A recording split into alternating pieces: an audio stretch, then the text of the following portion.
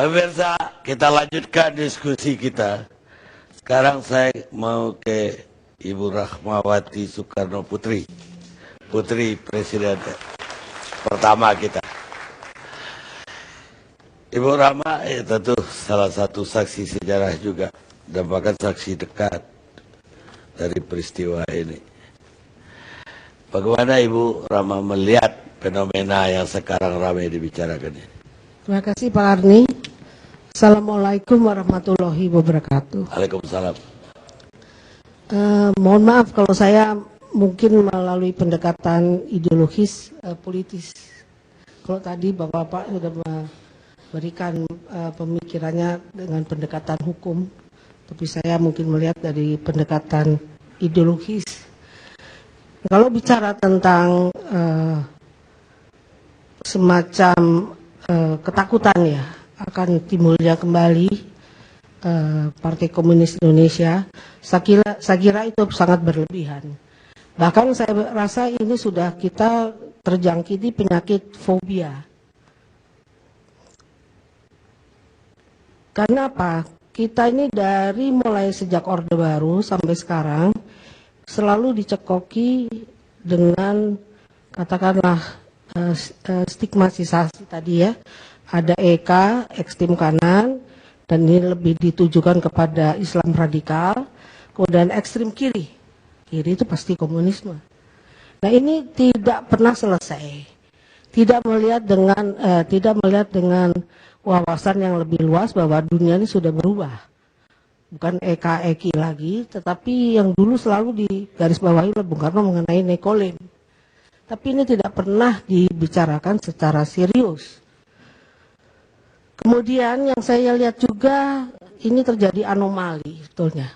Dinamika yang berkembang sekarang, satu pihak kita begitu seperti orang reaktif ya, melihat ada seorang memakai kaos palu arit, kemudian bereaksi, malah saya kira ini overreaktif.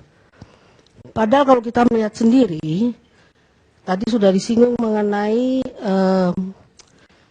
terjadi kesenjangan sosial oleh karena ketidakadilan sosial yang sangat dalam ya, jurang antara si kaya dan si miskin, dan itu sebetulnya memang betul akan menyuburkan, saya bilang bukan PKI ya, tapi ideologi atau faham komunisme. Mereka dengan gampangnya akan memberikan semacam slogan, kembali lagi kepada slogan komunis, yaitu class and straight, pertentangan kelas. Nah ini bisa saja terjadi kalau kita tidak menyikapi secara bijak tentang adanya kesenjangan sosial yang sangat tinggi. Saya tadi pagi juga sangat terkejut membaca berita justru di TV One, mengatakan begitu banyak buruh dari Tiongkok itu menyerbu Indonesia. Ini akan menyebabkan kecemburuan sosial bagi tenaga kerja Indonesia atau buruh Indonesia. Tapi menurut saya bukan soal kecemburuan sosialnya, tetapi faham yang dianut oleh orang-orang itu. Nah ini yang harus kita waspadai. Dengan interaksi di dalam masyarakat kita yang dimana kita nih mengharamkan untuk katakan sebagai studi banding saja kadang-kadang juga susah ya mengenai komunisme itu. Ini dengan gampangnya tentu dengan ladang subur ketidakadilan, kesenjangan sosial yang sangat tajam, ini ladang subur bagi mereka untuk menularkan paham-paham komunisme lagi, yaitu class and straight, pertentangan kelas antara the have and the have not. Nah ini yang saya lihat. Kemudian tadi juga disinggung bahwa kalau nanti saya akan singgung sedikit tentang peristiwa Gestok tahun 65. Soal buruh tadi itu juga semacam diberikan endorsement dengan diterimanya pimpinan Partai Komunis Cina oleh Presiden Jokowi. Nah ini membuat juga bingung sebetulnya di masyarakat sendiri. Padahal kita selalu mengatakan bahwa komunis Cina itulah yang menjadi penyebab terjadinya gestok. Saya akan coba melihat kepada peristiwa tahun 65 karena saya juga ada di situ dan saya mungkin tadi bapak-bapak selalu mengatakan korban pembantaian keluarga PKI dan saya sendiri sebenarnya menjadi korban juga dari peristiwa gestok itu.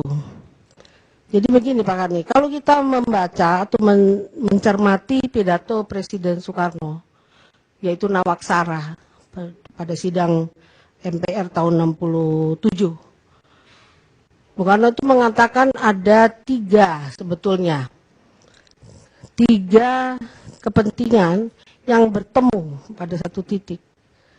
Yaitu pertama disebutkan ini masalahnya overrumpling.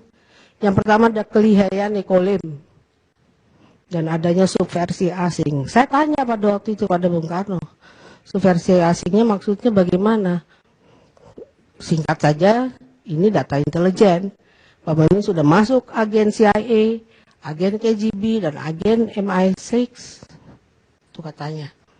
Jadi sudah bisa dielaborasi sendiri ya. Sebetulnya apa yang disebut masalah kelihayan ekolim ini. Kedua, yaitu penyebabnya keblingernya pimpinan PKI. Saya juga tanya, kenapa? Ya di situ memang sebetulnya ada semacam konflik internal pimpinan PKI. Ya tadi ada disebut semacam perebutan kekuasaan atau begitu. Terutama ada pimpinan PKI yang juga kemudian menjadi subordinat kepada komunis Cina. Dan di situ memang saya melihat Bung Karno mengatakan ada persaingan tidak sehat dengan Murba pada saat itu. Ini tadi ada korelasinya yang saya katakan bahwa kenapa kita menjadi semacam fobia tetapi juga sekaligus anomali. Yang ketiga adalah disebutkan peristiwa gestok itu ada oknum-oknum dalam negeri yang tidak beres. Saya pun tanya kepada Bung Karno hanya mengatakan itu sebetulnya ada terjadi konflik internal Angkatan Darat. Saya tanya kepada waktu itu dengan Jenderal Musid yang kebetulan beliau menjadi atase militer di Filipina, menjadi duta besar Indonesia di Filipina, dan mengatakan bahwa ada pertemuan pada saat itu dengan mantan duta besar Amerika setelah Howard Jones. Ya, dari percakapannya menurut Jenderal Musid itu nyeleneh. Nyeleneh itu artinya ya dengan slang Amerika mengatakan how is Bung? Maksudnya Bung Karno. Dia bilang good shot ya, good shot. Artinya tembakan jitu ya. Nah, jadi saya melihat dari peristiwa-peristiwa yang pada saat itu terjadi, ya itu sebetulnya sasaran utamanya atau TO utamanya itu adalah Bung Karno sendiri. Jadi bukan tidak mungkin bahwa kemudian kita hanya berbicara mengenai TAP MPRS nomor 25 tentang pelarangan terhadap paham komunisme. Tapi di situ juga mesti ada bersanding TAP MPRS nomor 33 tentang Bung Karno dan sampai sekarang juga belum dicabut. Padahal tadi saya dengar di dalam ketetapan MPR nomor 1 tahun 2003 itu sudah ada peninjauan ulang terhadap TAP yang ombyoan itu. Tapi tidak terikut serta tentang TAP MPRS nomor 33. Jadi pertanyaan saya, setelah sekian tahun, berapa tahun ya? 70 tahun merdeka? Nah, itu Bung Karno ini masih terbelenggu ya datanya. Satu pihak oleh Presiden Soeharto pada saat itu diberikan gelar pahlawan proklamator. Nah, ini kan anomali sebetulnya. Satu sisi TAP MPRS belum dicabut. Berikutnya masih lagi pada zaman era Presiden SBY. Saya waktu itu masih menjadi one team press-nya, bidang politik. Saya mengatakan kalau mau memberikan gelar pahlawan nasional bagi Bung Karno, TAP MPRS-nya harus dicabut, Pak. Saya bilang. Tapi itu tidak dilaksanakan. Lalu diberikan gelar pahlawan nasional. Nah, ini anomali lagi. Double anomali saya lihat di sini. Jadi kalau berbicara mengenai komunisme, Pak, yang tadi saya sebutkan, sebetulnya kita nih harus berhati-hati dengan yang disebut nekolim. Nekolim dalam konotasi yang dulu, ini kan tentunya bangsa kulit putih ya Pak. Tapi oleh Bung Karno pernah disebut di tahun sekitar 57, itu dia mengatakan, mengingatkan tentang imperialisme ketiga, yaitu imperialisme kuning. Nah ini harus perlu diwaspadai. Nah berbicara tentang masalah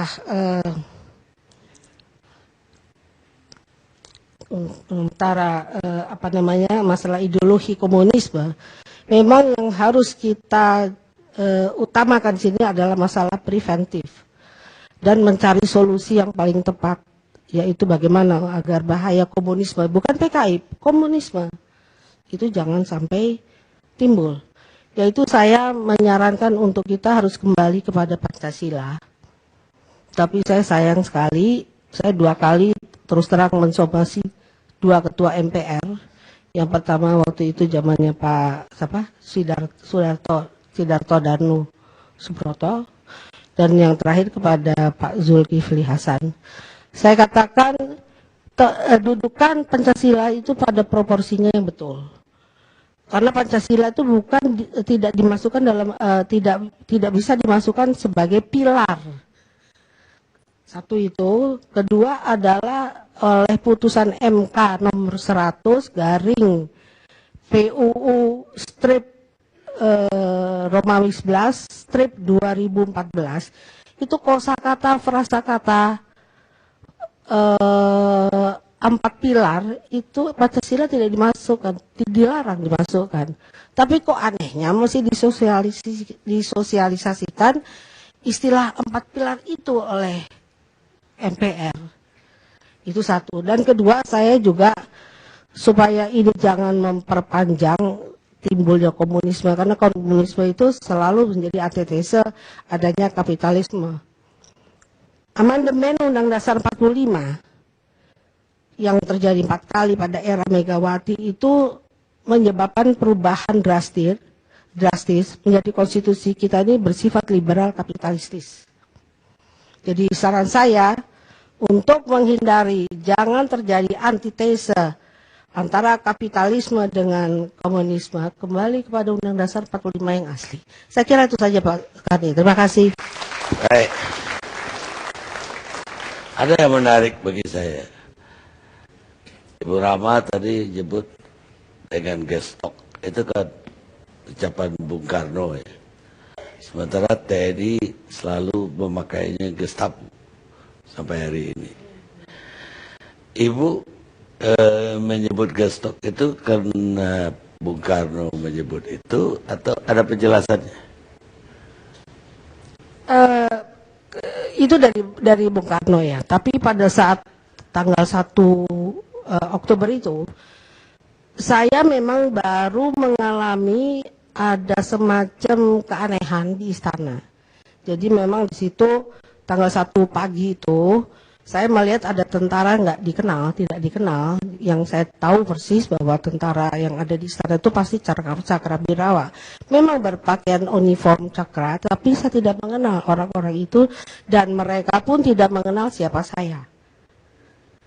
Jadi, kenapa Bung Karno mengatakan peristiwa gestok? Karena pada malamnya tanggal 30 September itu Bung Karno masih memberikan pidatonya di Istora pada waktu hari ulang tahun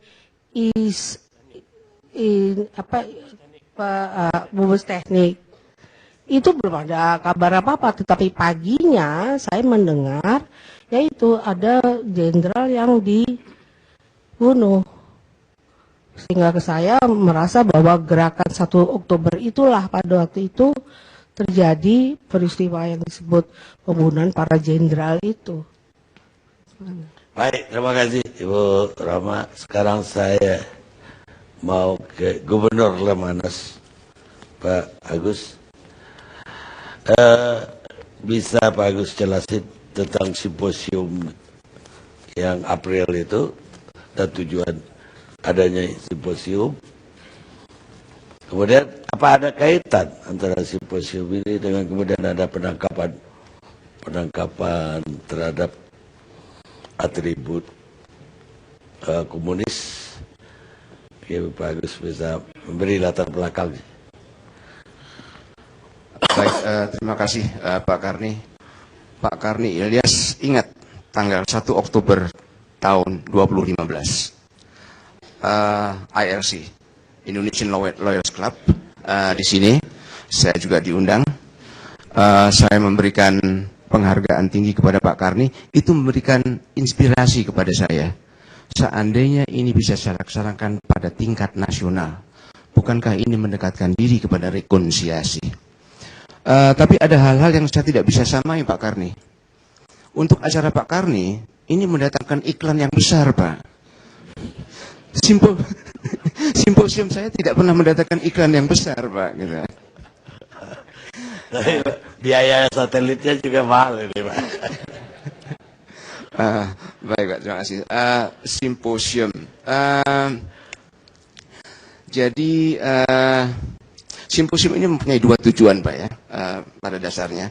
Pertama adalah untuk memberikan pemahaman utuh menyeluruh dan kedalaman tentang proses terjadinya tragedi 65. Yang kedua, kita harapkan juga memberikan pencerahan kepada masyarakat, kepada publik tentang konsep rekonsiliasi. Karena kami lihat terbengkalainya usaha untuk menyelesaikan sebuah konflik besar bagi bangsa ini sampai mencapai setengah abad lebih, itu karena 2 hal tersebut. Itu Pak. Kemudian untuk melakukan itu, maka simposium saya juga mencontoh, dapat inspirasi lagi dari ILC Pak. Itu kita mencontoh Dewi Keadilan Pak. Mata panitia, mata simposium itu ditutup Pak. Kami tidak berpihak kepada siapapun. Dan untuk tidak berpihak kepada siapapun, kami merasa bahwa cara yang paling baik adalah untuk membedah tragedi melalui pendekatan kesejarahan. Karena hanya kesejarahan itulah yang akan memberikan kita sifat yang paling dekat dengan objektivitas dan faktual. Jadi kita mengadakan dengan pendekatan kesejarahan. Selanjutnya saya juga mendapatkan tantangan dari praktis semua pihak. Kaum kiri menentang, golongan kanan menentang, LSM menentang, aktivis menentang, sampai saya bertanya, kawan saya siapa ini dalam menyelenggarakan simposium ini? Saya ingat Pak Karni, tapi saya nggak tahu Pak Karni ada di mana itu Pak waktu itu. Sehingga juga pada waktu itu orang bertanya, mau apa lagi? Sudah banyak tulisan-tulisan tentang 65. Sudah banyak upaya-upaya tentang 65. Ada 3 hal yang membedakan simposium itu dengan upaya yang kita lakukan sebelumnya. Pertama adalah simposium ini merupakan bentuk kerjasama antara civil society dengan pemerintah. Sebelumnya itu kalau tidak pemerintah sendiri, civil society sendiri. Kalau civil society sendiri cenderung akan kandas. Karena hanya kewenangan pemerintah lah yang bisa memberikan solusi bagi tragedi 65. Kalau pemerintah sendiri juga akan kurang kredibilitasnya dan akan kurang kreativitasnya karena datangnya dari birokrat gitu Pak ya. Jadi karena itu yang kedua adalah juga memberikan keseimbangan. Menurut saya Pak ya, sebelum simposium apa yang kita dengar kalau kita mendengar tentang tragedi 65 itu selalu tentang masa setelah Oktober 65 ke sini Pak. Kita jarang, hampir tidak pernah untuk mendengar apa yang terjadi sebelum Oktober 65. Simposium ini ingin memberikan keseimbangan untuk menyadarkan kepada publik banyak yang terjadi sebelum 65, bahwa keadaan tragedi 65 dan setelahnya merupakan proses sebab akibat yang tidak bisa dipisahkan dari peristiwa-peristiwa sebelum 65, termasuk pemberontakan PKI pada tahun 48. Jadi saya sebetulnya termasuk FSAB, Pak ya. Saya di situ duduk dengan misalnya putra tokoh-tokoh PKI. Tidak berarti bahwa saya itu permisif, tetapi saya ingin untuk mendorong PKI untuk ikut bertanggung jawab. Saya punya keyakinan bahwa terjadinya sebuah tindakan kekerasan tidak bisa hanya dipertanggungjawabkan kepada satu pihak saja. Semua pihak yang terkait dalam tindakan kekerasan sampai tingkat tertentu punya tanggung jawab mengapa tindakan kekerasan itu sampai terjadi. Ini sebetulnya yang juga ingin saya tekankan, kalau tidak dikatakan untuk paksakan untuk PKI, sehingga juga untuk mengimbangi opini publik. Kalau kata-kata kasarnya adalah PKI itu juga tangannya berdarah sebelum 65. Mereka tidak duduk manis sebelum 65, dan hanya setelah 65 mereka menjadi korban. Ini perlu keseimbangan, Mbak. Dan yang ketiga adalah seperti di sini yang saya terkesan oleh inisiatif Pak Karni Ilyas, saya ingin menatap mukakan antara korban atau semua pihak yang terlibat di dalam tindakan kekerasan tersebut sebagai sebuah healing proses mikro atau mini. Tidak mungkin itu merupakan healing proses atau pengungkapan kebenaran secara lengkap, tetapi paling tidak memberikan gambaran inilah healing proses. Biarkan mereka seperti pada waktu itu saya terkesan oleh Pak Kiflan Zen berdebat dengan Ibu Nur Syahbani, itu saya terkesan. Biarkan mereka lepaskan itu semua, supaya pihak yang berlawanan tahu bahwa ada pendapat seperti itu terhadap dirinya, gitu Pak. Selanjutnya adalah sekarang apa langkah berikutnya? Langkah berikutnya adalah kalau kita lihat seperti sekarang ini adalah membangun keadaan yang kondusif guna menuju rekonsiliasi. Rekonsiliasi itu sebenarnya adalah sebuah konsensus yang mencerminkan kemauan pihak-pihak yang bertikai. Dia tidak bisa dipaksakan, dia harus melalui tahapan pembangunan rasa saling percaya, dan dia harus dimulai dari diri sendiri.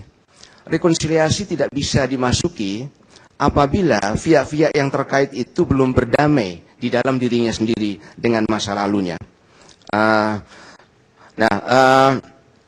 Baik itu perseorangan maupun secara organisasi. Yang paling sulit adalah bahwa setiap pihak, setiap orang itu harus mampu untuk letting go of the past. Ini juga mungkin pelajaran kehidupan yang sangat syarat dengan nilai.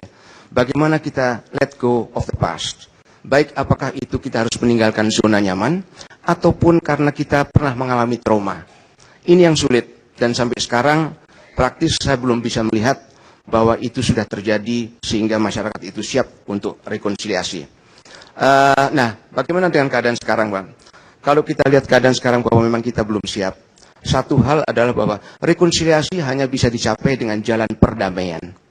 Kalau kita melihat ada gesekan-gesekan yang juga keras di luar sekarang, menurut saya ini adalah tantangan kita pertama untuk menunjukkan bahwa kita bisa apapun yang kita lakukan menuju rekonsiliasi harus melalui perdamaian. Dan ini harus diutamakan, prioritaskan perdamaian. Kita jangan menyeret masyarakat kepada sebuah konflik yang sebetulnya itu disebabkan oleh perbedaan pendapat dari sebagian kecil elit. Mereka sudah susah untuk mencari nafkah untuk dirinya sendiri, untuk keluarganya. Kita terlalu sayang kepada masyarakat, jangan sampai bahwa gesekan-gesekan yang ada dalam elit ini kita tularkan kepada masyarakat. Terima kasih, Pak. Baik, Jenderal, tapi ada yang aneh bagi saya. Kalau lihat alasan ataupun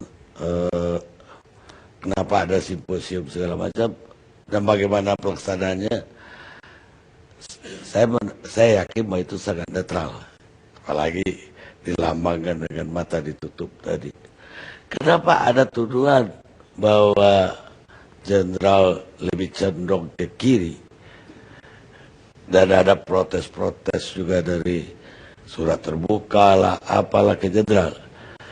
Mungkin publik tidak banyak yang tahu, atau mungkin banyak tahu, tapi pasti ada yang tidak tahu bahwa Letjen Purnawirawan Agus Wijoyo ini Agus Wijoyo adalah putra mantan pahlawan revolusi Majen TNI Anumerta Sutoyo.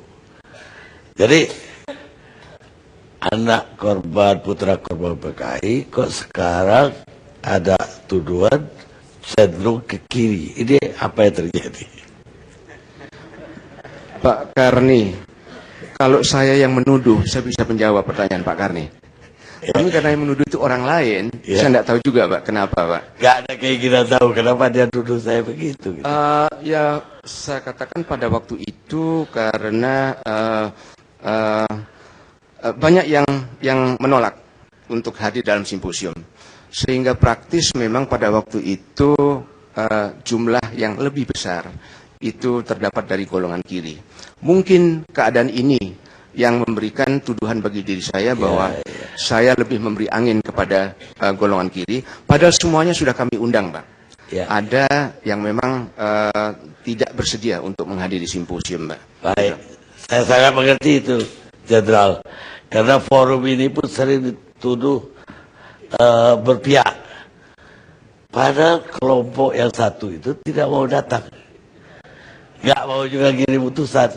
Tapi buntutnya kita ini dituduh berpihak. Karena hanya satu pihak yang hadir. Kalau itu alasannya, saya sangat maklum sekali. Saya semakin senang, semakin banyak sifat saya yang mendekati Pak Karni Ilyas, Pak. Terima kasih, Jenderal. Jenderal Kiplan. Selamat ya atas Sandra, kebebasan Sandra.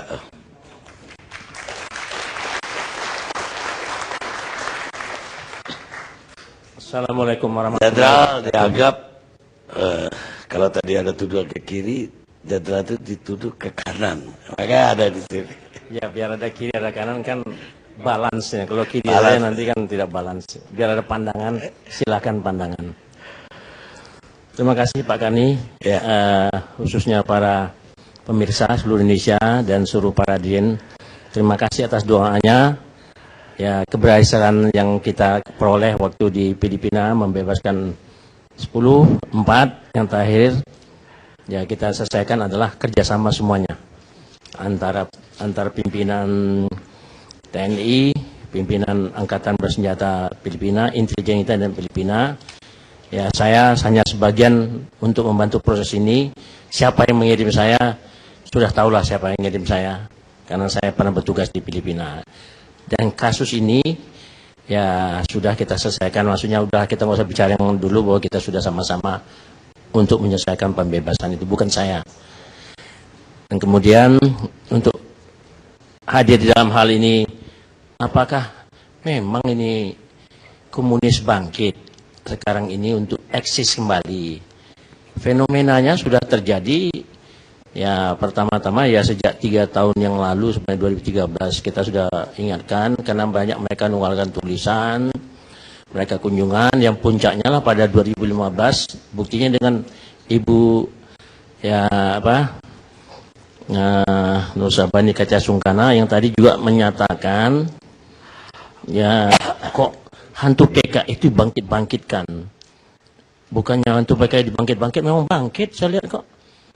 Ya, satu fakta yang terakhir ini, Al-Quran dirobek di mana di pesantren di daerah Garut, di Ambon, dipijak-pijak. Itu cirinya mereka seperti Kanigoro 65, PI itu sedang mengaji di masjid, ya masjidnya dipijak, Qurannya dibakar. Dan pesantren-pesantren yang 65 juga diserang, kan 48 juga sama, itu kasusnya kita melihat. Jadi bukan hantu yang hantunya dibangkit-bangkit, betul-betul hantunya datang. Nah, itu persoalannya.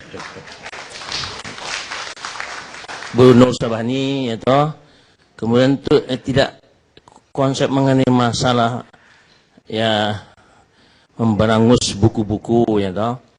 Karena ada undang-undangnya, kalau mungkin memberangus, tapi kalau undang-undangnya belum dicabut, ya pakailah pendekatan-pendekatan hukum. Jangan pula hukum ini nggak benar. pandangan Ibu Nur Sabani, pandangan dari apa, Kontras, siapa tadi itu ya, kemudian juga ahli hukum juga kelihatan juga nggak setuju bahwa undang-undang ini nggak pas suasana sekarang, itu suasana dulu. Tapi undang itu berlaku sampai sekarang. Jadi kalau kepolisian sama TNI itu melakukan gerakan bukan karena fobia. Tapi TNI takut nanti dikatakan bahwa TNI nanti kalau membiarkan termasuk kena hukum juga.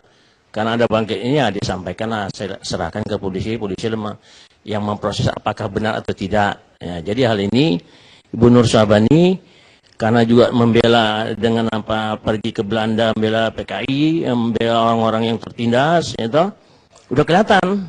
Ya. Penindasan politik katanya. Kalau hukum dijalankan katanya penindasan politik. Penindasan hukum. Ya, kita menjalankan hukum katanya penindasan hukum. Gimana menurut pandangannya kayak begini? Jadi kalau kita menjalankan hukum, penindasan hukum. Jadi kalau dia bangkit lagi, bukan hantunya bangkit, tapi kenyataan. Ini fakta hari ini loh. Buku historika, majalah historika, di situ ada Jeffrey Giovanni, di situ ada Asfi Warman Adam, anak-anak muda semua nih, dokter semua itu, historika setiap 2 bulan itu terbitnya. Itu menjelaskan bagaimana gagahnya PKI berjuang untuk kemerdekaan. Kapan dia berjuang untuk kemerdekaan PKI? Nggak ikut membuat undang-undang dasar ini. Merebut kekuasaan memang sudah benar. Jadi kalau kata Pak Profesor Salim Said, aduh alangkah naifnya, harus sudah pergi pula itu orangnya, sudah membela-bela PKI malah dia pergi. You know? Jadi nggak ada lagi hantu PKI ini katanya. Karena sudah jadi komunis di Vietnam, komunis di Cina, ya, komunis di Soviet sudah tumbang, memang tumbang. Ideologinya politik sebagai diktator sentralistis. Politik tetap berlaku di Cina, di Vietnam tetap berlaku. Bahwa diktator sentralistis tidak ada partai yang lain boleh hidup kalau mereka komunis hidup. Cuma karena nggak bisa ekonominya pakai ekonomi BUMN, terpaksa dia pakai ekonomi kapitalistik. Sukses, tapi dia sentralistik dan diktator proletar sentralistik dan tidak ada partai lain yang boleh hidup. Nah ini sekarang sudah kenyataan. Bangkit lagi mereka ini, anak-anak yang para pendukung, para simpatisan yang tidak mengerti, atau orang mengerti tapi keblinger, kata Bung Karno. Ini fakta kok. Putri Bung Karno mengatakan PKI itu terlibat. Kalau kata profesor tadi tidak terlibat karena push, apanya push? 48 Front Demokrasi Rakyat rapat pada bulan Juli tahun 1948 dikirimlah Pak Harto. Pak Harto itu perintah dari Panglima Sudirman untuk ikut rapat, bukan dia bagi orang komunis, ditangkap. Ya, ditangkap oleh Pak Umar Kusuma, tapi dilepaskan karena ada surat perintah. Terus sekarang dituduh keluar di Tempo bahwa Bung Karno itulah yang merancang sama Untung untuk kudeta terhadap Bung Karno. Pak Harto ini kesayangan Bung Karno. Desember 1946 Bung Karno mau dikudeta sama Jenderal Darsono di Jogja. Beliau yang lapor kepada Bung Karno bahwa Bung Karno akan dikudeta. Darsono ditangkap karena laporan Bung Karno, Pak Harto. Kemudian tahun 65 Pak Harto lagi karena Bung Karno mau diseret-seret ke pengadilan, dinyatakan salah oleh massa. Pak Harto lagi yang membela, tidak ada mikul dur mendem jero, bukan jero mendem jero. Kita hormati Bung Karno. Lagi-lagi Pak Harto menyelamatkan. Kok ada tuduhan di majalah Tempo yang baru-baru ini? Semua dirancang Pak Harto untuk kudeta terhadap oleh Pak Harto terhadap Bung Karno. Bung Karno itu Pak Harto ketika jadi Pangdam tahun 62 dicopot oleh Nasution, dijadikan pamen di Mabes TNI AD yang menyelamatkan Bung Karno, karena ini anak kesayangan Bung Karno, Pak Harto ini. Kemudian diangkatlah sebagai Deputi 2 Operasi dan diangkat dari Pangkostrat, ditempatkan yang terhormat untuk merebut Papua Irian Jaya dulu. Ini sejarah, fakta nggak bisa dibantah. Pak Harto sangat dekat dengan Bung Karno. Dia menyelamatkan Bung Karno dari kudeta tahun 46 Desember 46 dan menyelamatkan Bung Karno tahun 65. Jadi kalau Pak Karno mengeluarkan Super Semar itu sudah pas untuk menyelamatkan negara dan ajaran-ajaran kepemimpinan besar revolusi dan keluarganya. Ini terjelas kok. Jadi dibalikkan lagi sekarang. oleh orang hantu-hantu PKI ini. Ya, kayak yang kata Nusari Pekanbaru sudah kita yang bangkit-bangkitkan PKI. Memang bangkit kok. Jadi sudah fakta ini baru di Garut, baru ini mereka sudah merebut tanah-tanah ekspor kebunan itu di Batang. Kemudian di Garut, di Sukabumi. Itu mereka rebut sama Barisan Tani, pimpinan siapa situ? Budiman Sujatmiko. Ini udah fakta kok. Dan sudah menjelek-jelekkan kita, sudah mau adu domba kita. Sudah menuntut mereka tidak salah. 65, yang salah itu adalah NU, Muhammadiyah, jenderal-jenderal yang kami korban. Kita juga korban 48, 65 awal sebelum 65. Dan awal 65 kita diserang, dibunuh, ditanam. Bongkar juga nanti yang ditanam di Sukabumi, di Banyuwangi, anak NU 62 orang. Bongkar juga kuburan orang Muhammadiyah dan apa yang di Solo dan termasuk di Kediri. Kan mereka yang memulai. Kau memulai dan kamu mengakhiri. Kalau mereka sudah nggak ngerti juga Nur Subhani kata karena menghadap hantu-hantu yang membela PKI katanya ini tentara udah mulai komunis babi ketakutan. Undang-undang. Jadi kalian harus ngerti undang-undang ini. Ini kenyataan sudah mau. Kalau kalian juga nanti mau buat begini, ya terjadi konflik sosial. Kalian menyatakan diri tidak salah, hai orang-orang ex-PKI dan para pengikutnya dan orang keblinger. Ini nanti akan terjadi lagi. Kita perang saudara di tengah jalan. Karena kalian semua bangkit-bangkitkan dan kalian yang hantu. Ya, untuk kalian ketahui. Ini kenyataan. Jadi demikian dari saya. Terus supaya Pak, kepada senior saya, ya, kita memang curiga. Baik sekali, Anda baik sekali. FSAB dibentuk. Tapi untuk rekonsiliasi DETI, PRRI, Permesta, komunisme dan termasuk para anak para panelis revolusi dipimpin oleh Anda bagus. Tapi ini dimanfaatkan kesempatan untuk eksis kembali oleh orang-orang mereka yang sudah keturunan mereka. Ini faktanya.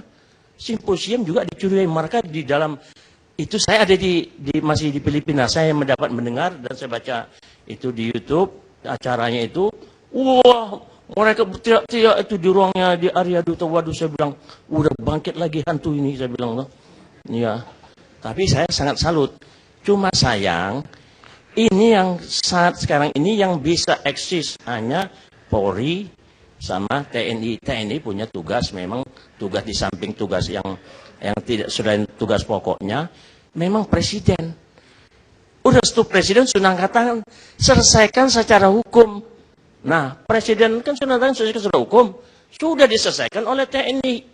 TNI hanya bisa menyampaikan, melaporkan, sampaikan ke Polri. Polri proses.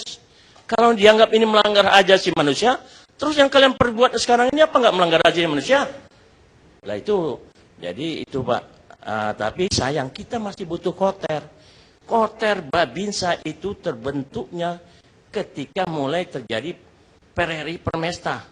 Terbentuknya Pusat Teritorial dan Perlawanan Rakyat, Kodam itu. Kemudian sampai tingkat Korem, sampai tingkat Kodim, kemudian Pusat urusan perlawanan rakyat, peperangan dan melawan rakyat. Di bawahnya ada Babinsa, mata dan telinganya TNI untuk mengetahui keadaan kekacauan.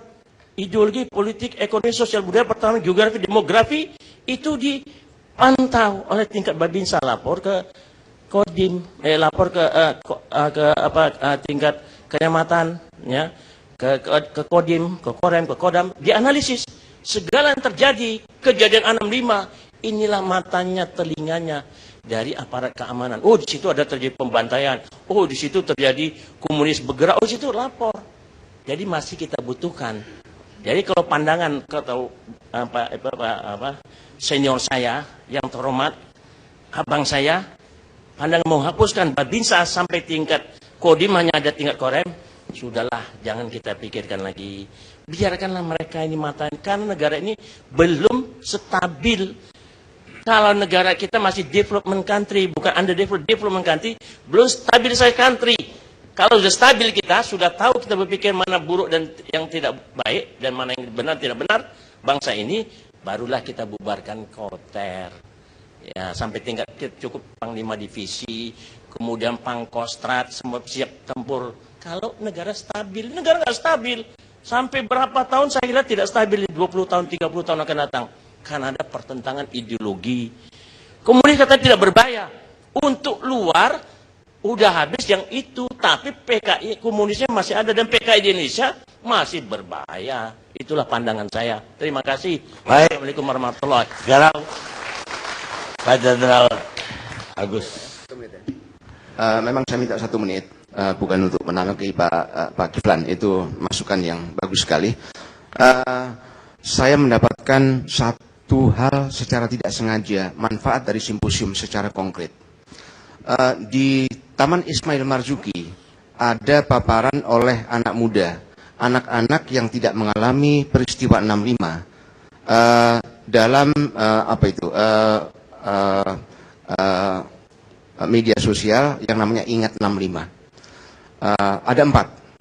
Ada empat setelah mereka paparan tanya jawab, empat-empatnya itu sama mengatakan bahwa peristiwa, kalau mereka mengatakan peristiwa 65 itu adalah sejak Oktober 65 ke sini. Sebelum 65 blank. Kedua, apa sebabnya peristiwa 65 ke sini? Semua menyalahkan Orde Baru. Semua ingat sekali bahwa setiap tahun tanggal 1 Oktober di TV itu ada film. Yang G13 ya.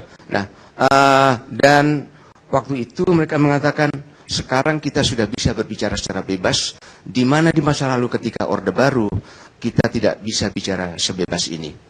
Itu adalah kenyataan. Nanti coba pulang dari sini, bapak-bapak yang baby boomers generation, Pak, seperti saya yang sudah punya anak. Kalau yang generasi X, Y kan belum punya ya, Pak ya. Tanyakan kepada anaknya masing-masing. Nah, apa yang kau ketahui tentang peristiwa 65?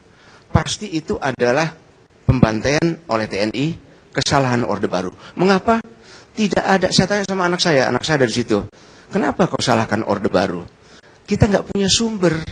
Tidak ada yang memberikan cerita kepada kita apa yang terjadi sebelum 65 dan apa yang PKI lakukan sebelum 65. Itu dampaknya. Kalau sekarang itu tidak ketahuan, 10 tahun lagi, 15 tahun lagi, pikiran, the minds ya of anak-anak kita itu akan dipenuhi dengan informasi-informasi yang datang dari LSM, advokasi korban, yang kita tidak monitor. Jadi sekali lagi, karena juga dari sebelah kanan ini merasa karena sudah anak-anak baik merasa males, buat apa sih? Tanpa kita sadari informasi membanjir dari sebelah kiri. Silahkan cek dengan anak-anak kita nanti malam kalau sampai di rumah itu yang terjadi. Terima kasih, Pak. Baik. Ada satu pertanyaan untuk Jenderal Kiflan. Jenderal Kiflan mengatakan tadi negara RRC atau Cina sampai sekarang komunisnya masih eksis, sehingga partai hanya boleh satu. Mungkin juga Rusia juga masih satu, apalagi Korea Utara. Tapi apa bedanya sama Orde Baru? Juga boleh cuma satu. Ya 2,5, Pak. Jadi partai 1,5 sistem demokrasi. Ya, tidak. Jadi kalau kita melihat fakta, kalau Rusia sudah berubah, jadi negara sudah ada beberapa partai lah. Tapi partai pimpinan Putin yang menang terus. Ya sama aja. Ya tidak. Ya taruhlah mereka taruh sama aja pikiran sama mengkerjakan partai lain. Masa Pak Harto memang karena begitu. Kita terlampau banyak partai berkelahi masanya Bung Karno. Jadi disederhanakan oleh Pak Harto jadi 3 saja partai. Satu Golkar, P3 sama PDIP, kemudian baru TDIP. Ya, PDIP. Tapi kalau di Rusia memang sampai sekarang, di Cina hanya satu partai yang boleh. Di Vietnam satu partai. Kuba satu partai. Apalagi di Korea Utara. Jadi kalau sudah komunis berkuasa, mari kita rasakan nanti satu partai. Ya, tidak ada lagi boleh partai lain. Diktator proletar satu ya CC PKI. Kalau tadi dikatakan tidak terlibat PKI, kata ini ya apa itu Salim Said. Aduh, ini Salim Said ini ahli sejarah bukan, seni dia ini, ngerti ini ahli sejarah. Ya, saya begini, jadi masalah kalau PKI ini katanya dia tidak terlibat.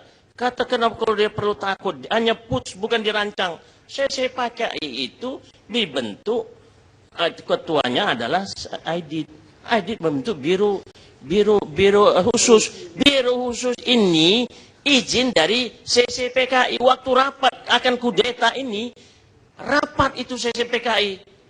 Kemudian menyatakan akan ada kudeta dan untuk rancangan ini. Semua diam, disetujui apa yang dikatakan oleh CNID. Itu harus baca itu sih. Salim Said. Baik, kita rehat dulu pemirsa.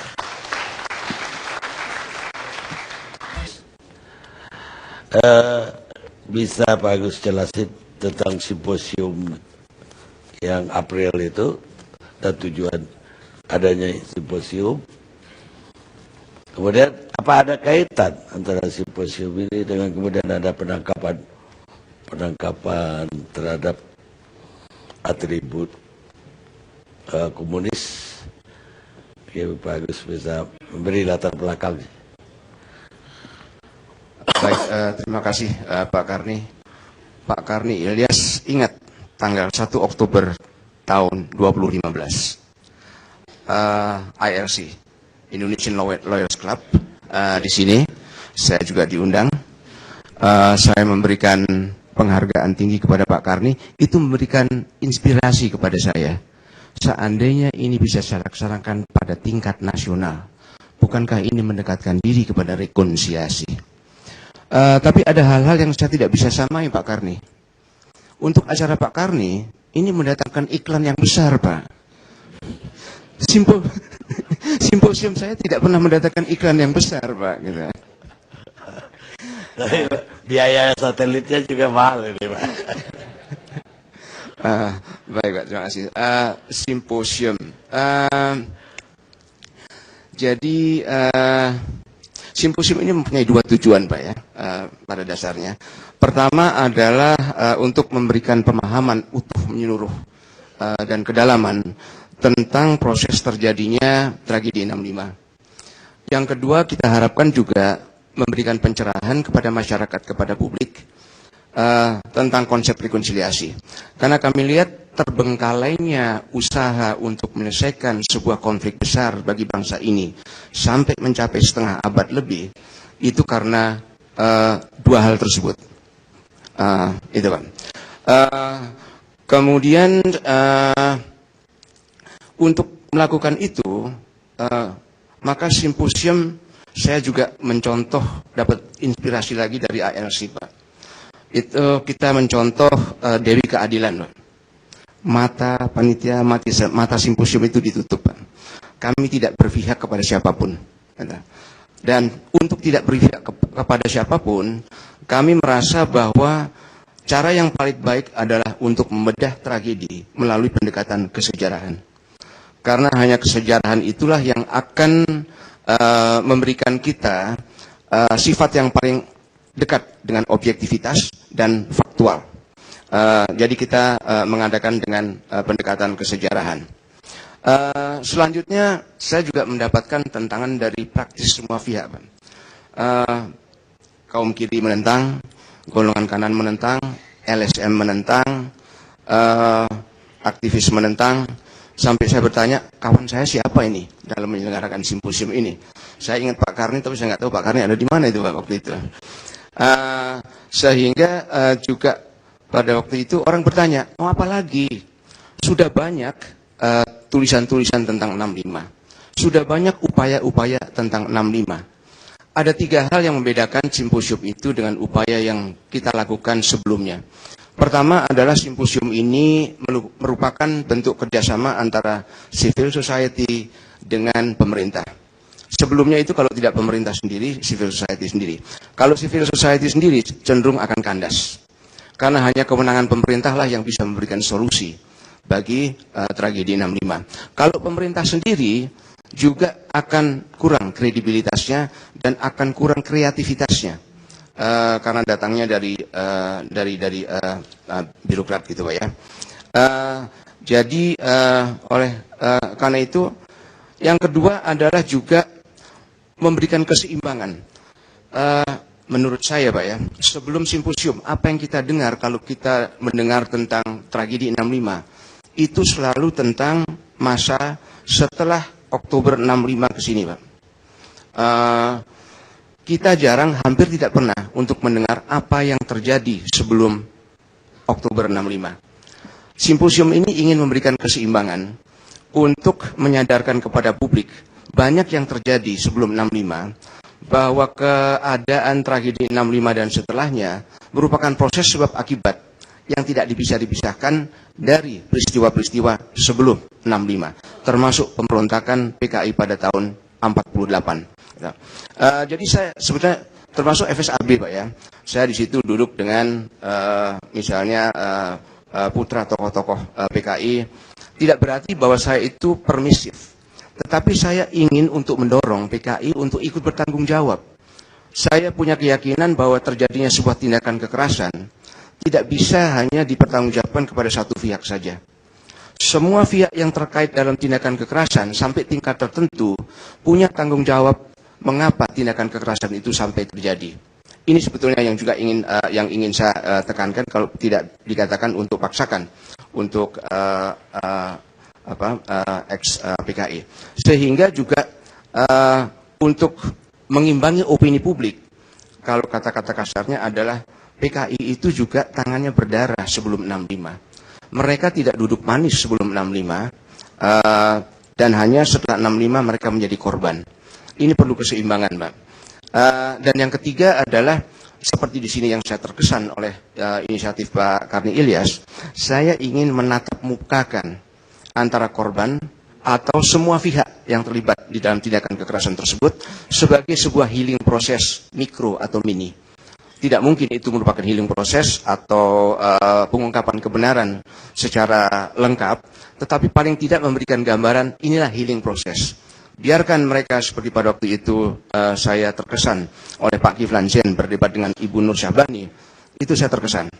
Biarkan mereka lepaskan itu semua, supaya pihak yang berlawanan tahu bahwa ada pendapat seperti itu terhadap dirinya, gitu Pak. Selanjutnya adalah sekarang apa langkah berikutnya? Langkah berikutnya adalah kalau kita lihat seperti sekarang ini adalah membangun keadaan yang kondusif guna menuju rekonsiliasi. Rekonsiliasi itu sebenarnya adalah sebuah konsensus yang mencerminkan kemauan pihak-pihak yang bertikai. Dia tidak bisa dipaksakan. Dia harus melalui tahapan pembangunan rasa saling percaya, dan dia harus dimulai dari diri sendiri. Rekonsiliasi tidak bisa dimasuki apabila pihak-pihak yang terkait itu belum berdamai di dalam dirinya sendiri dengan masa lalunya. Baik itu perseorangan maupun secara organisasi. Yang paling sulit adalah bahwa setiap pihak, setiap orang itu harus mampu untuk letting go of the past. Ini juga mungkin pelajaran kehidupan yang sangat syarat dengan nilai. Bagaimana kita let go of the past. Baik apakah itu kita harus meninggalkan zona nyaman, ataupun karena kita pernah mengalami trauma. Ini yang sulit, dan sampai sekarang praktis saya belum bisa melihat bahwa itu sudah terjadi sehingga masyarakat itu siap. Dia, tetapi juga sekaligus anomali. Yang ketiga adalah disebutkan peristiwa Gestok itu ada oknum-oknum dalam negeri yang tidak beres. Saya pun tanya kepada Bung Karno. Bung Karno hanya mengatakan itu sebetulnya ada terjadi konflik internal Angkatan Darat. Saya tanya kepada waktu itu dengan Jenderal Musid yang kebetulan beliau menjadi atase militer di Filipina, menjadi duta besar Indonesia di Filipina, dan mengatakan bahwa ada pertemuan pada saat itu dengan mantan duta besar Amerika setelah Howard Jones. Ya, dari percakapannya menurut Jenderal Bush itu nyeleneh. Nyeleneh itu artinya ya dengan slang Amerika mengatakan how is Bung? Maksudnya Bung Karno. Dia bilang good shot ya. Yeah. Good shot. Artinya tembakan jitu ya. Nah, jadi saya melihat dari peristiwa-peristiwa yang pada saat itu terjadi, ya itu sebetulnya sasaran utamanya atau TO utamanya itu adalah Bung Karno sendiri. Jadi bukan tidak mungkin bahwa kemudian kita hanya berbicara mengenai TAP MPRS nomor 25 tentang pelarangan terhadap paham komunisme. Tapi di situ juga mesti ada bersanding TAP MPRS nomor 33 tentang Bung Karno, dan sampai sekarang juga belum dicabut. Padahal tadi saya dengar di dalam ketetapan MPR nomor 1 tahun 2003 itu sudah ada peninjauan ulang terhadap staf-staf yang ombyoan itu. Tapi tidak terikut serta tentang TAP MPRS nomor 33. Jadi pertanyaan saya, setelah sekian tahun, berapa tahun ya, 70 tahun merdeka,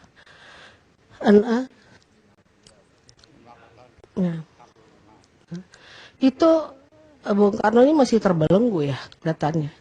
Satu pihak oleh Presiden Soeharto pada saat itu diberikan gelar pahlawan proklamator. Nah, ini kan anomali sebetulnya.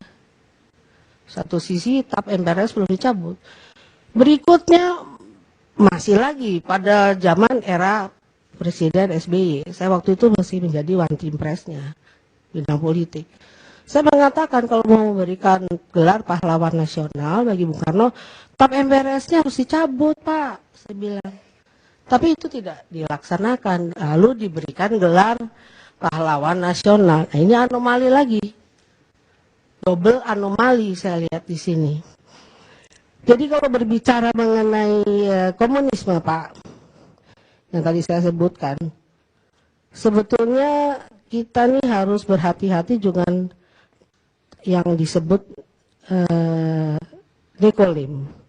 Nekolim dalam konotasi yang dulu, ini kan tentunya bangsa kulit putih ya Pak. Tapi oleh Bung Karno pernah disebut di tahun sekitar 57, itu dia mengatakan, mengingatkan tentang imperialisme ketiga, yaitu imperialisme kuning. Nah ini harus perlu diwaspadai. Nah berbicara tentang masalah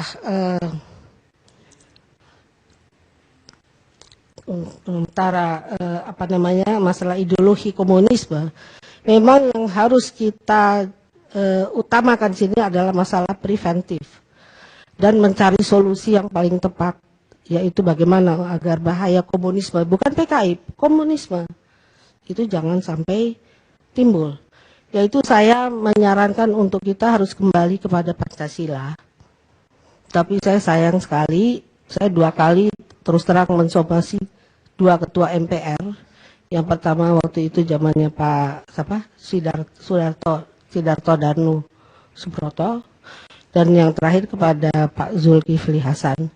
Saya katakan dudukan Pancasila itu pada proporsinya yang betul. Karena Pancasila itu tidak dimasukkan dalam tidak bisa dimasukkan sebagai pilar. Satu itu, kedua adalah oleh putusan MK nomor 100 garing PUU strip Romawi 11 strip 2014 itu kosakata frasakata 4 pilar itu Pancasila tidak dimasukkan, dilarang dimasukkan. Tapi kok anehnya mesti disosialisasikan istilah 4 pilar itu oleh MPR. Itu satu. Dan kedua, saya juga supaya ini jangan memperpanjang timbulnya komunisme, karena komunisme itu selalu menjadi antitesa adanya kapitalisme. Amandemen Undang Dasar 45 yang terjadi 4 kali pada era Megawati itu menyebabkan perubahan drastis menjadi konstitusi kita ini bersifat liberal kapitalistis. Jadi saran saya untuk menghindari jangan terjadi antitese antara kapitalisme dengan komunisme, kembali kepada Undang Dasar 45 yang asli. Saya kira itu saja Pak Kani. Terima kasih. Baik. Ada yang menarik bagi saya. Ibu Rama tadi nyebut dengan gestok, itu kan ucapan Bung Karno ya. Sementara TNI selalu memakainya Gestapo sampai hari ini. Ibu menyebut gestok itu karena Bung Karno menyebut itu atau ada penjelasannya? Itu dari Bung Karno ya. Tapi pada saat tanggal 1 Oktober itu, saya memang baru mengalami ada semacam keanehan di istana. Jadi memang di situ tanggal 1 pagi itu saya melihat ada tentara tidak dikenal, yang saya tahu persis bahwa tentara yang ada di istana itu pasti Cakrawirawa. Memang berpakaian uniform Cakra, tapi saya tidak mengenal orang-orang itu dan mereka pun tidak mengenal siapa saya. Jadi kenapa Bung Karno mengatakan peristiwa gestok? Karena pada malamnya tanggal 30 September itu Bung Karno masih memberikan pidatonya di Istora pada waktu hari ulang tahun Bubes Teknik.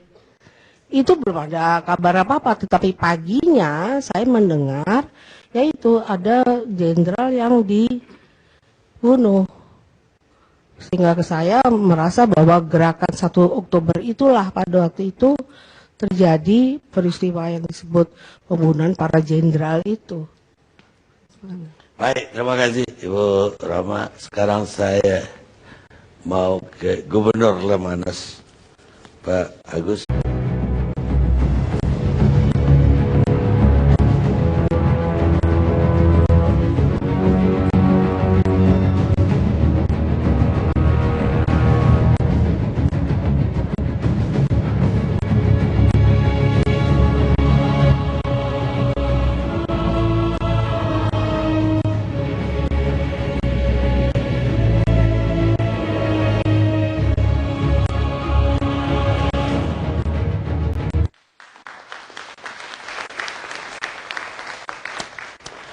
Pemirsa, kita lanjutkan diskusi kita.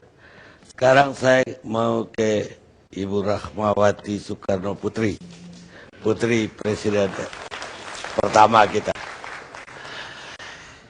Ibu Rahma tentu salah satu saksi sejarah juga dan bahkan saksi dekat dari peristiwa ini. Bagaimana Ibu Rahma melihat fenomena yang sekarang ramai dibicarakan ini? Terima kasih Pak Arni. Assalamualaikum warahmatullahi wabarakatuh. Waalaikumsalam. Mohon maaf kalau saya mungkin melalui pendekatan ideologis politis. Kalau tadi Bapak-Bapak sudah memberikan pemikirannya dengan pendekatan hukum, tapi saya mungkin melihat dari pendekatan ideologis. Kalau bicara tentang semacam ketakutan ya akan timbulnya kembali Partai Komunis Indonesia, saya kira itu sangat berlebihan. Bahkan saya rasa ini sudah kita terjangkiti penyakit fobia. Karena apa? Kita ini dari mulai sejak Orde Baru sampai sekarang selalu dicekoki dengan katakanlah stigmatisasi tadi ya. Ada EK, ekstrem kanan, dan ini lebih ditujukan kepada Islam radikal, kemudian ekstrem kiri. Kiri itu pasti komunisme. Nah ini tidak pernah selesai. Tidak melihat dengan wawasan yang lebih luas bahwa dunia ini sudah berubah. Bukan EK, EKI lagi, tetapi yang dulu selalu digarisbawahi oleh Bung Karno mengenai nekolim. Tapi ini tidak pernah dibicarakan secara serius.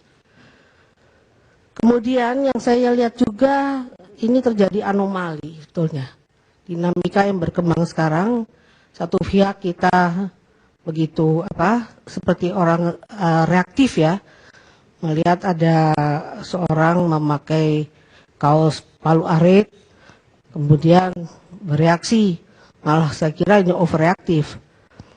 Padahal kalau kita melihat sendiri, tadi sudah disinggung mengenai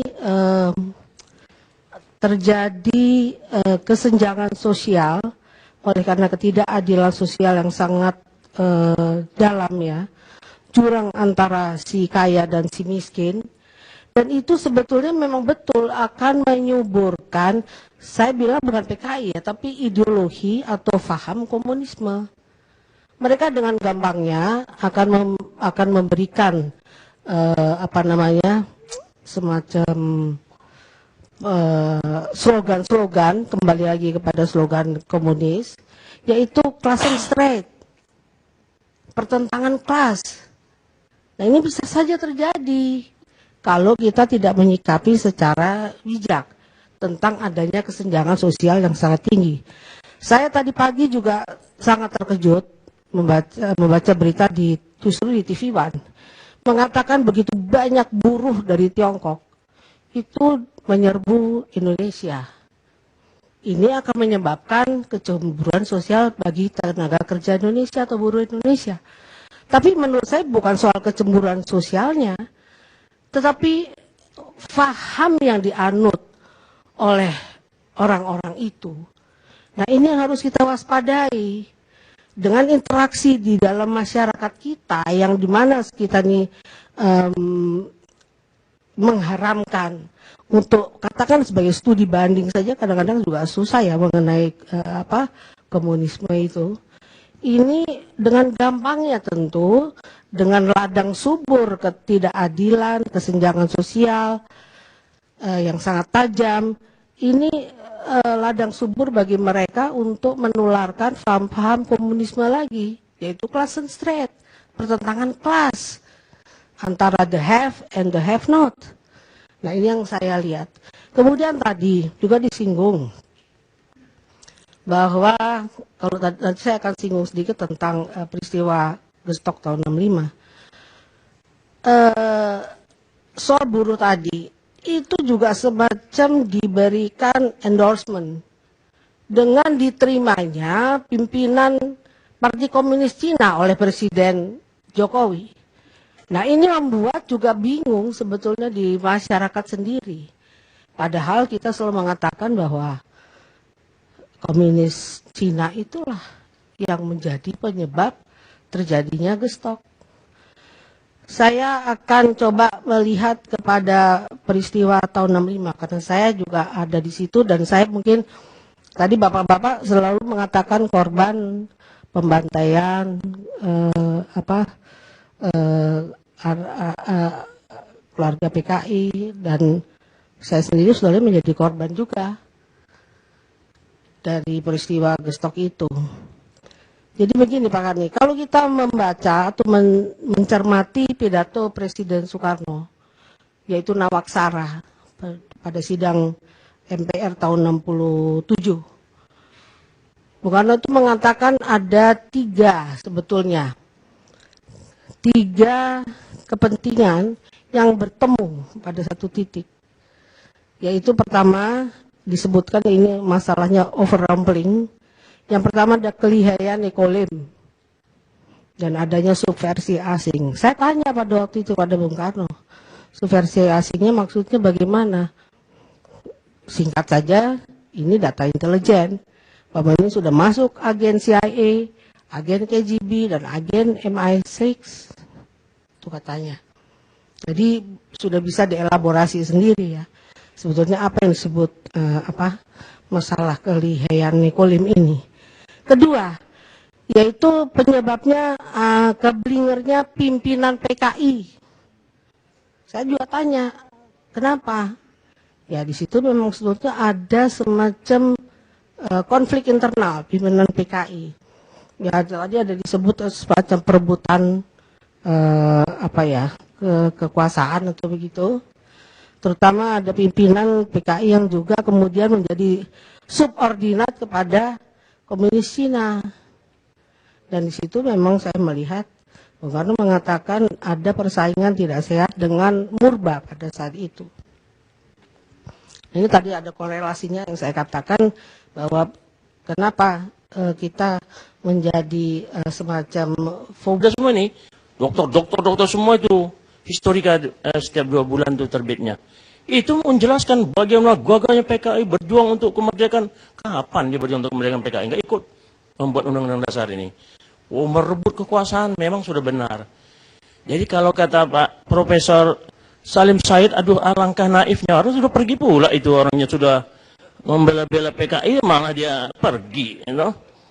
Jadi nggak ada lagi hantu PKI ini katanya. Karena sudah jadi komunis di Vietnam, komunis di Cina, ya, komunis di Soviet sudah tumbang, memang tumbang. Ideologinya politik sebagai diktator sentralistis. Politik tetap berlaku di Cina, di Vietnam tetap berlaku. Bahwa diktator sentralistis tidak ada partai yang lain boleh hidup kalau mereka komunis hidup. Cuma karena nggak bisa ekonominya pakai ekonomi BUMN, terpaksa dia pakai ekonomi kapitalistik, sukses. Tapi dia sentralistik dan sentralistik, diktator proletar sentralistik, dan tidak ada partai lain yang boleh hidup. Nah ini sekarang sudah kenyataan. Bangkit lagi mereka ini, anak-anak yang para pendukung, para simpatisan yang tidak mengerti. Atau orang mengerti tapi keblinger, kata Bung Karno. Ini fakta kok. Putri Bung Karno mengatakan, PKI itu terlibat. Kalau kata profesor tadi tidak terlibat karena push. Apanya push? 48 Front Demokrasi Rakyat rapat pada bulan Juli tahun 1948 dikirimlah Pak Harto. Pak Harto itu perintah dari Panglima Sudirman untuk ikut rapat, bukan dia bagi orang komunis, ditangkap. Ya, ditangkap oleh Pak Umar Kusuma, tapi dilepaskan karena ada surat perintah. Terus sekarang dituduh keluar di Tempo bahwa Bung Karno itulah yang merancang sama Untung untuk kudeta terhadap Bung Karno. Pak Harto ini kesayangan Bung Karno. Desember 1946 Bung Karno mau dikudeta sama Jenderal Darsono di Jogja. Beliau yang lapor kepada Bung Karno bahwa Bung Karno akan dikudeta. Darsono ditangkap karena laporan Bung Karno, Pak Harto. Kemudian tahun 65 Pak Harto lagi karena Bung Karno mau diseret-seret ke pengadilan, dinyatakan salah oleh massa. Pak Harto lagi yang membela, tidak ada mikul dur mendem jero. Bukan jero mendem jero. Kita hormati Bung Karno. Lagi-lagi Pak Harto menyelamatkan. Kok ada tuduhan di majalah Tempo yang baru-baru ini? Semua dirancang Pak Harto untuk kudeta terhadap oleh Pak Harto terhadap Bung Karno. Bung Karno itu Pak Harto ketika jadi Pangdam tahun 62 dicopot oleh Nasution, dijadikan pamen di Mabes TNI AD yang menyelamatkan Bung Karno karena ini anak kesayangan Bung Karno. Pak Harto ini kemudian diangkatlah sebagai Deputi 2 Operasi dan diangkat dari Pangkostrat, ditempatkan yang terhormat untuk merebut Papua Irian Jaya dulu. Ini sejarah fakta nggak bisa dibantah. Pak Harto sangat dekat dengan Bung Karno. Dia menyelamatkan Bung Karno dari kudeta tahun 46 Desember 46 dan menyelamatkan Bung Karno tahun 65. Jadi kalau Pak Karno mengeluarkan Super Semar itu sudah pas untuk menyelamatkan negara dan ajaran-ajaran kebudayaan besar revolusi dan keluarganya. Ini terjelas kok. Jadi dibalikkan lagi sekarang oleh orang hantu-hantu PKI ini. Ya, yang kata Nusari Pekannya sudah kita yang bangkit-bangkitkan PKI. Memang bangkit kok. Jadi sudah fakta ini baru di Garut, baru ini mereka sudah merebut tanah-tanah ekspor kebunan itu di Batang. Kemudian di Garut, di Sukabumi. Itu mereka rebut sama Barisan Tani, pimpinan siapa situ? Budiman Sujatmiko. Ini udah fakta kok. Dan sudah menjelek-jelekkan kita, sudah mau adu domba kita. Sudah menuntut mereka tidak salah. 65, yang salah itu adalah NU, Muhammadiyah, jenderal-jenderal yang kami korban. Kita juga korban 48, 65 awal sebelum 65 dan awal 65 kita diserang, dibunuh, ditanam. Bongkar juga nanti yang ditanam di Sukabumi, di Banyuwangi, anak NU 62 orang. Bongkar juga kuburan orang Muhammadiyah dan apa yang di Solo dan termasuk di Kediri. Kan mereka yang memulai. Kau memulai dan kamu mengakhiri. Kalau mereka sudah nggak ngerti juga Nur Subhani kata karena menghadap hantu-hantu yang membela PKI katanya ini tentara udah mulai komunis babi ketakutan. Undang-undang. Jadi kalian harus ngerti undang-undang ini. Ini kenyataan sudah mau. Kalau kalian juga nanti mau buat begini, ya terjadi konflik sosial. Kalian menyatakan diri tidak salah, hai orang-orang ex-PKI dan para pengikutnya dan orang keblinger. Ini nanti akan terjadi lagi. Kita perang saudara di tengah jalan. Karena kalian semua bangkit-bangkitkan dan kalian yang hantu. Ya, untuk kalian ketahui. Ini kenyataan. Jadi demikian dari saya. Terus supaya Pak kepada senior saya, ya, kita memang curiga. Baik sekali, Anda baik sekali. FSAB dibentuk. Tapi untuk rekonsiliasi DETI, PRRI, Permesta, komunisme dan termasuk para anak para pahlawan revolusi dipimpin oleh Anda, bagus. Tapi ini dimanfaatkan kesempatan untuk eksis kembali oleh orang-orang mereka yang sudah keturunan mereka. Ini faktanya. Simposium juga dicurigai mereka di dalam itu. Saya ada masih di Filipina, saya mendapat mendengar dan saya baca itu di YouTube acaranya itu. Wah, mereka teriak-teriak itu di ruangnya di area Duta. Waduh, saya bilang udah bangkit lagi hantu ini, saya bilang loh. Ya, tapi saya sangat salut. Cuma sayang ini yang saat sekarang ini yang bisa eksis hanya Polri sama TNI. TNI punya tugas, memang tugas di samping tugas yang tidak selain tugas pokoknya, memang presiden. Udah stop presiden sudah katakan selesaikan secara hukum.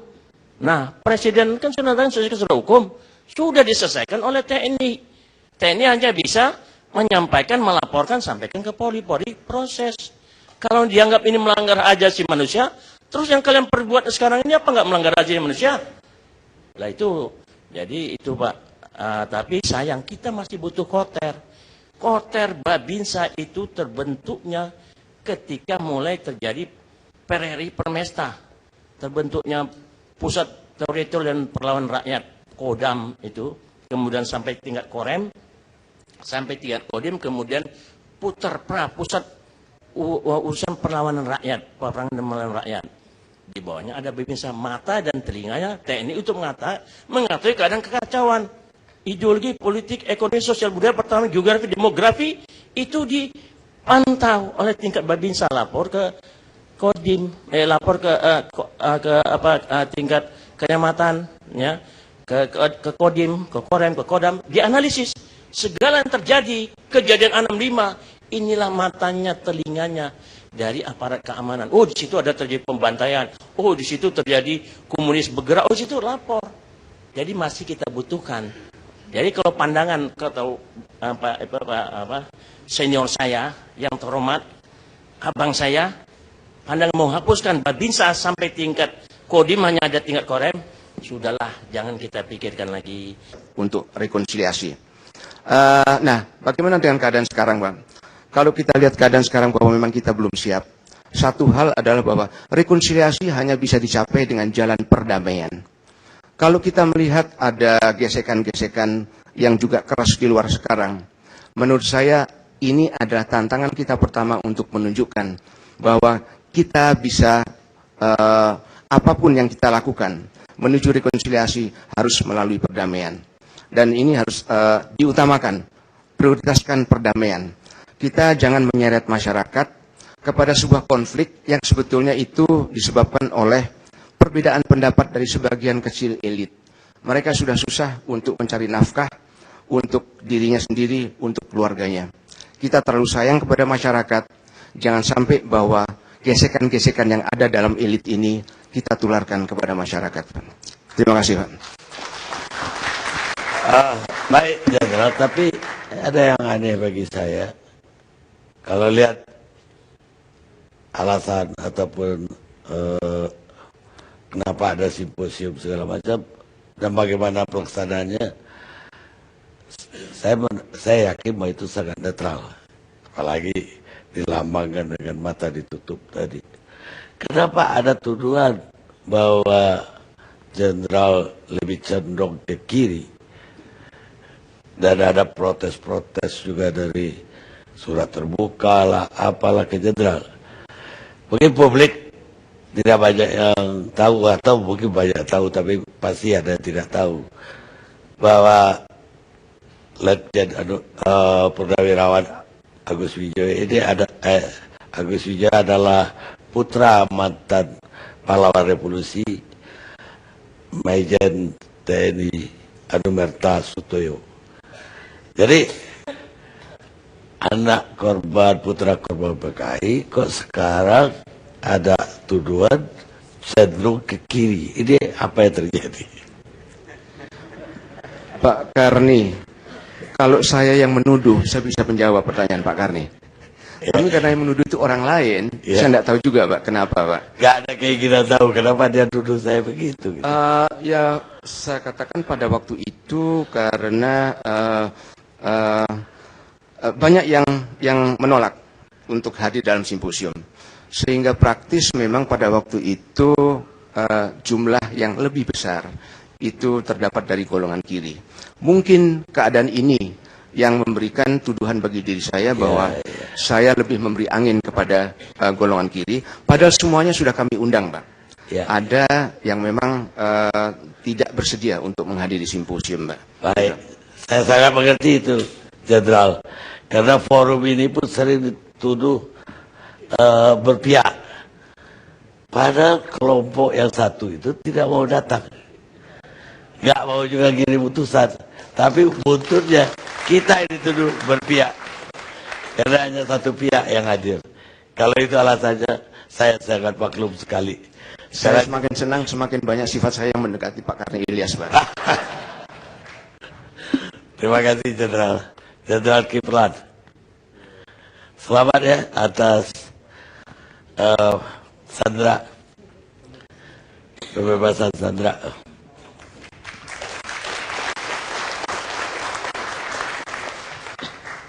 Assalamualaikum warahmatullahi Jenderal wabarakatuh. dianggap kalau tadi ada tuduhan ke kiri, Jenderal itu dituduh ke kanan. Makanya ada di sini. Ya, biar ada kiri ada kanan kan balance-nya. Kalau kiri ada nanti kan tidak balance. Biar ada pandangan, silakan pandangan. Terima kasih Pak Kani, khususnya para pemirsa seluruh Indonesia dan seluruh para hadirin. Terima kasih atas doanya. Ya, keberhasilan yang kita peroleh waktu di Filipina membebaskan 10-4 yang terakhir ya kita selesaikan adalah kerjasama semuanya antara pimpinan TNI, pimpinan Angkatan Bersenjata Filipina, intelijen kita dan Filipina. Ya, saya hanya sebagian untuk membantu proses ini.